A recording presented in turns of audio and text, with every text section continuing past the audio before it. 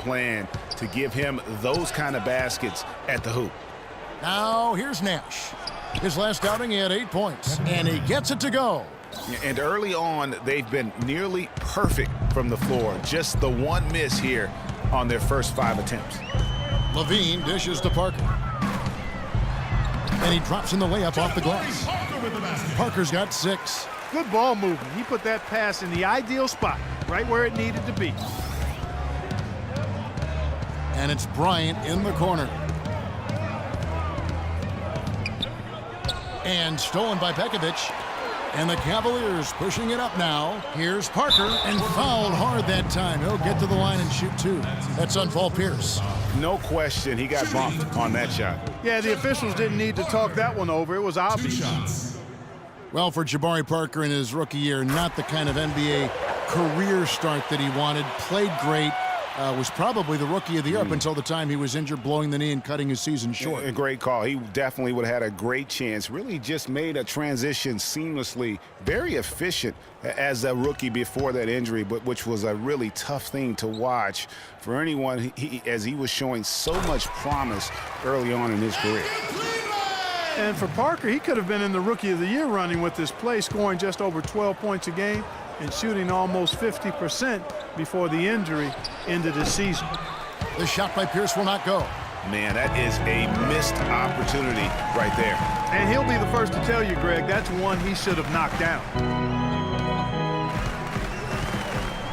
Here's Levine. He's a good contributor to his team, averaging about 10.5 points a game. And that one's good by Butler.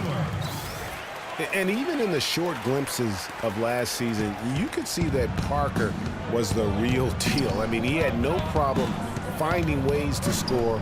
And even with his injury setback, he should be a great player for years to come. And here in the first quarter, with a little over 3.5 minutes played, Parker a screen on Nash. Levine passes to Parker. Here's Pekovic. No good. Now the Trailblazers take it the other way. This game against Cleveland is the first time they've met this season. Yeah, a quick 2-game series between the two teams, one in each club's home building. Well, looky here. We've got an inter-conference matchup. Always interesting to see how two teams match up that don't get a chance to see a whole lot of one another. Well, that's one way he can finish, but far from the only way he gets it done. He's got all kinds of tricks up his sleeve. Nash kicks to Garnett. Shot from 16. Good, and the assist goes to Nash. Nash has got 4 assists in the game. He has such a nice touch for a big man. Yeah, and they've got to figure out a way to get a bigger body on him, because if they don't match up his size, then he's going to continue to work him over the rest of the game. Parker against Garnett. Shot clock at 6. Parker's shot is off. That's not the type of opportunity he fails to convert very often. And Tim Duncan gets the whistle that time. That's his first foul.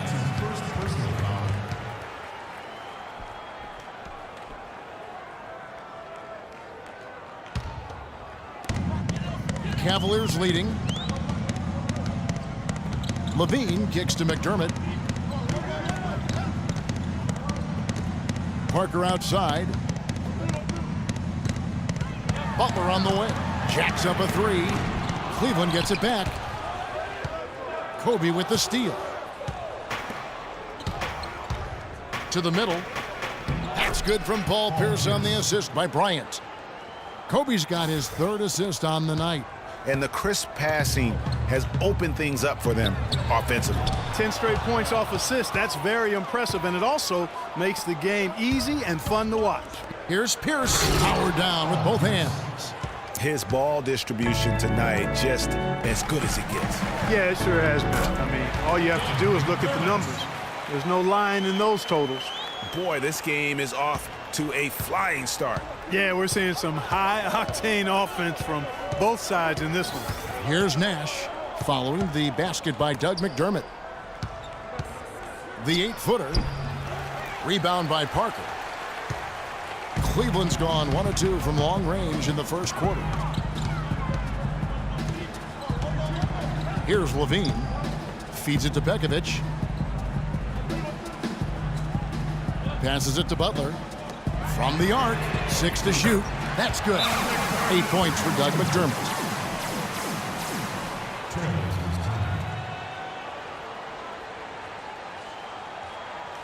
So timeout called here, the first for Portland.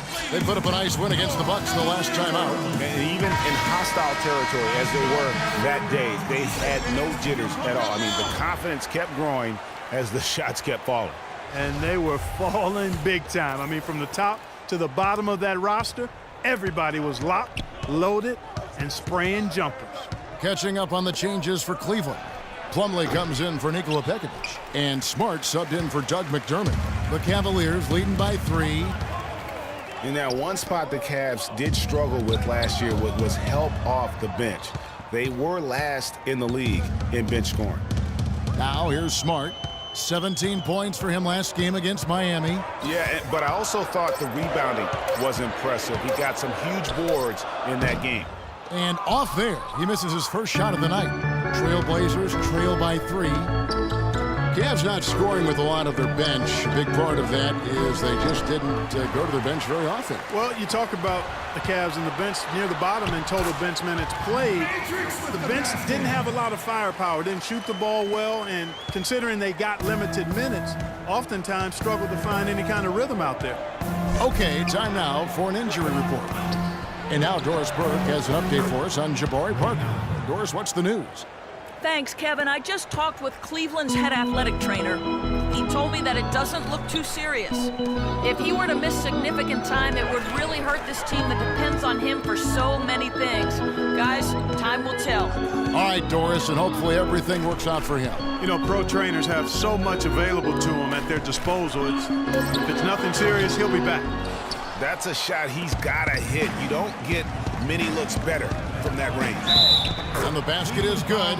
Got it to go through on the contact, so a free throw coming up. A great opportunity for a three-point play. Henry Sims is checked in for Cleveland. Wright comes in for Levine, and then for the Trailblazers, Jermaine O'Neal's checked in for Duncan. Carter comes in for Pierce, and it's Terry in for Nash. As magical as the 2014 playoffs were for the Blazers, remember they beat Houston in that first round, that great shot by Lillard late to win it and move on. 2015, not as much. You know, Greg, they drew a very tough Memphis team, as you recall, in the first round. Yeah, you often talk about styles making fights. Very similar in this series. They would go on the drop the first 3 games before being bounced, but still a good showing for a team that struggled mightily down the stretch with injuries. And here's Carter following Darrell Wright's 3. Baseline try, and off the front iron, and in it goes. Carter's got his first bucket of the night. Outside Butler. Sims kicks to Wright.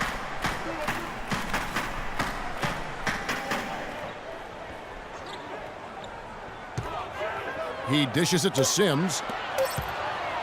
That's a 2 from Butler. And it goes out of bounds. That one off Butler. And let's check out some stats. Here are the numbers for Terry.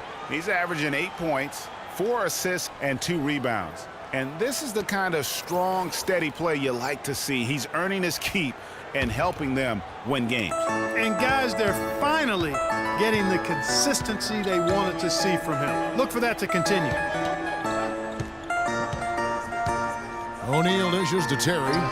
And Portland again with the bucket. You start hitting a few of those mid-range shots, and it can open up your whole game. Cavaliers trailing. Smart kicks to Butler. And a beautiful feed leads to a monster jam. Several lead changes going on here in the early portion of this game. Yeah, but neither team really able to jump ahead. It reminds me of that cameo song, Back and Forth. And that one's good. Carter's got 5 points so far. You might not think of him as a laser three-point shooter, but that shot was there for him, and he had to take it. Now let's send it down to Doris Burke, who was able to talk with head coach Tyronn Lue. Kevin, he thinks this team is such a tight-knit group that it's starting to get to a point where they can read each other's minds. They'll see a guy cutting without even looking up, and it's a lot of fun to watch. Hopefully, the fun can continue, guys. Okay, Doris, appreciate the information. I think, guys, it's not the first time that shooting has been a focus for this team. Not at all. I mean, a lot of their offensive philosophy really centers around their ability to create and take good shots. And, of course, that's something that a lot of teams would benefit from, guys. I mean, they're looking to play a very cerebral and disciplined game today. And another lead change here. How many of these are we going to have tonight? I'm not quite sure, but I'm willing to bet it'll be more than a few. Now here's Allen. A 17-point game for him in the win against Milwaukee. O'Neal passes to Carter. It drops for his third basket. He's missed only one shot. You know, that's been a big part of their offense in the early stages. I mean, their success working the ball inside and getting points from close range, right at the rim. And Clark, they might as well keep doing it. I mean, attack the basket until the defense makes an adjustment. So timeout called here, the first for Cleveland.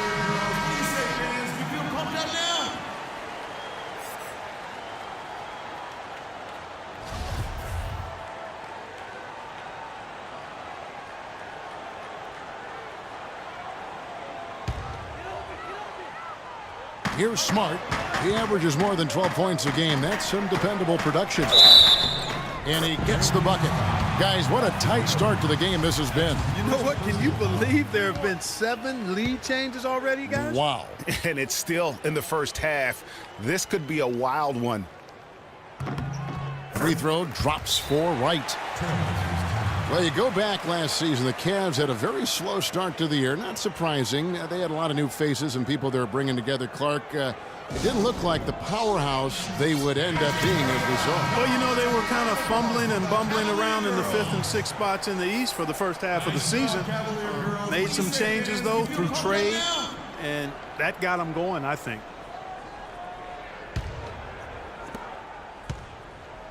Trailblazers trail by 3. Carter outside. That doesn't go either for Carter. And, Kevin, they need to be consistent with their effort on the boards. You look at the box score, and they're at a definite disadvantage. And, you know, time will tell how big a factor that becomes in this game, guys, but if you're the coaching staff, it's certainly a point of emphasis. And those midseason trades for the Cavs really turned things around. Mozgov came in, J.R. Smith and Shumpert secured that 2 spot, gave this team an incredible edge defensively. Yeah, and you know, they built the roster to how they played best midseason. I mean, it was a great job, I think, by the front office to get the players that fit best into the locker room and into the team style of play.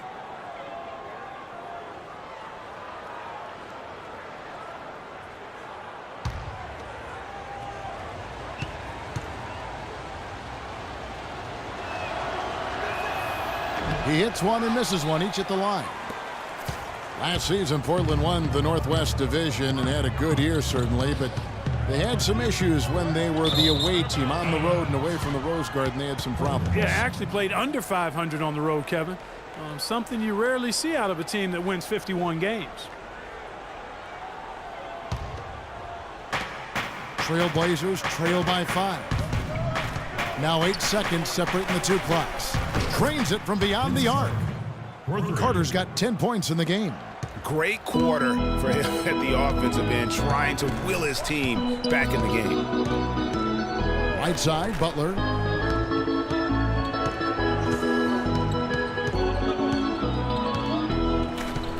Down low, here's Plumlee. And foul called as he misses. He'll go to the line and shoot 2. This is his first trip to the line tonight. Miles Plumlee taking 2 shots. No good on that one.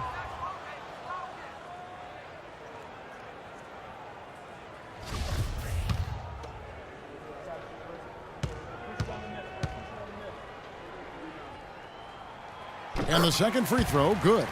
Thank you, Cleveland!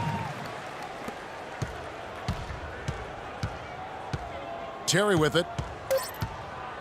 Ray Allen is on the wing. And that one's on target from the wing.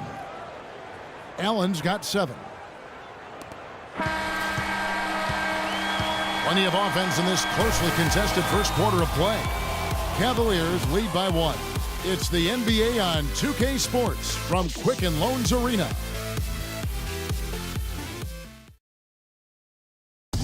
And Tim Duncan closing in on 2 decades in the league.